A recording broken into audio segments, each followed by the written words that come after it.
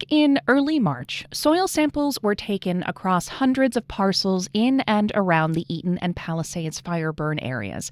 And today, the LA County Department of Public Health shared more of those results. They tested for a bunch of heavy metals and found elevated levels of lead on properties downwind from where the Eaton Fire burned.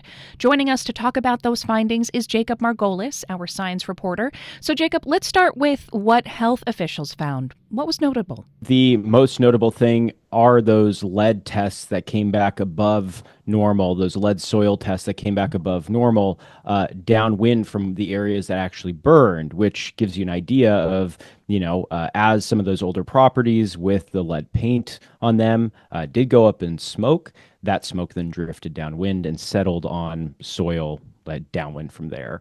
The thing is that they only tested 1 mile south from the burn area, so it is possible that the lead traveled even further. We're not quite sure. Besides that, the levels of other things like dioxins and heavy metals, including arsenic and cadmium, there are a couple of standout parcels, but overall generally pretty low, which is obviously good news. So heavy metals sound, like something to be concerned about. What is the risk here? We could focus on lead, which is one everybody knows. We have very high background levels of lead in our soil throughout much of Los Angeles due to years of leaded gasoline as well as lead paint, especially in older neighborhoods like Altadena.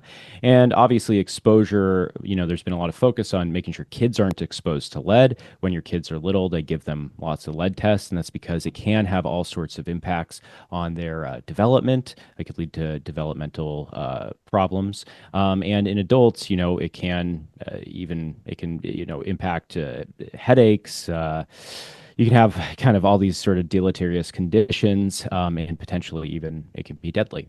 So given these findings, what should folks who might be in or near these areas know right now? I would say regardless of the findings, if my home was downwind, either in or downwind from any of these areas, I 100% would go hire an environmental firm to come through and test my soil now if I'm moving back into my house. And then once the debris removal process is completed, which is going to continue to kick up dust that is potentially laden with heavy metals and other things, to come back out and test that soil again. There are remediation options. When it comes to lead and heavy metals and certain chemicals, you can either cover the soil with like gravel or mulch to reduce dust getting kicked up, or you could even, have the soil scooped out.